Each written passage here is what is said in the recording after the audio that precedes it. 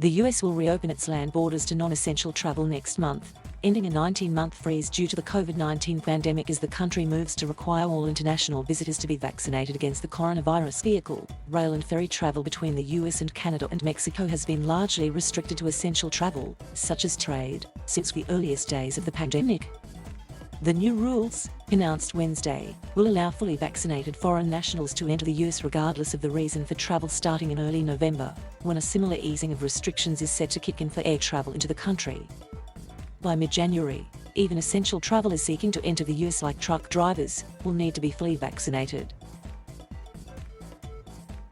Homeland Security Secretary Alejandro Mayorkas said he was pleased to be taking steps to resume regular travel in a safe and sustainable manner and lauded the economic benefits of it. Both Mexico and Canada have pressed the US for months to ease restrictions on travel that have separated families and curtailed leisure trips since the onset of the pandemic. The latest move follows last month's announcement that the US will end country-based travel bans for air travel and instead require vaccination for foreign nationals seeking to enter by plane. Senior administration officials had previewed the new land border policy late Tuesday.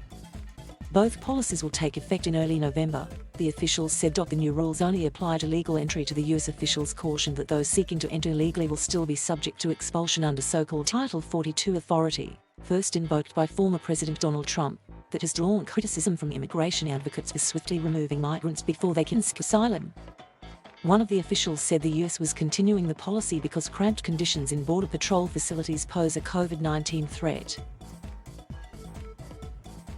Travelers entering the US by vehicle, rail and ferry will be asked about their vaccination status as part of the standard US Customs and Border Protection admissions process. At officers' discretion, travelers will have their proof of vaccination verified in a secondary screening process. Unlike air travel, for which proof of a negative COVID-19 test is required before boarding a flight to enter the US, no testing will be required to enter the US by land or sea, provided the travelers meet the vaccination requirement. According to the Centers for Disease Control and Prevention, the US will accept travelers who have been fully vaccinated with any of the vaccines approved for emergency use by the World Health Organization, not just those in use in the US. That means that the AstraZeneca vaccine, widely used in Canada, will be accepted. Officials said the CDC was still working to formalize procedures for admitting those who received doses of two different vaccines, as was fairly common in Canada. The delay in the vaccination requirement for essential cross-border travel is meant to provide truck drivers and others with additional time to get a shot and minimize potential economic disruption from the vaccination mandate, officials said.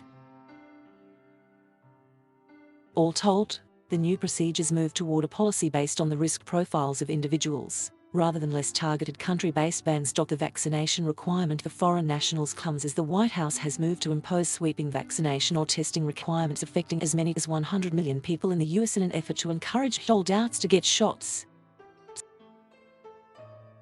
On Tuesday, the US Department of Labor completed the initial draft of an emergency regulation that will require employers of 100 workers or more to demand their employees be vaccinated against COVID-19 or tested weekly. The Office of Management and Budget is now reviewing the order before its implementation. The move toward restoring regular travel comes as COVID-19 cases in the US have dropped to about 85,000 per day, the lowest level since July, following a spike from the more transmissible Delta variant of the virus. Per capita case rates in Canada and Mexico have been markedly lower in the two countries than the US for the duration of the pandemic, which amplified frustrations about the US restrictions on travel.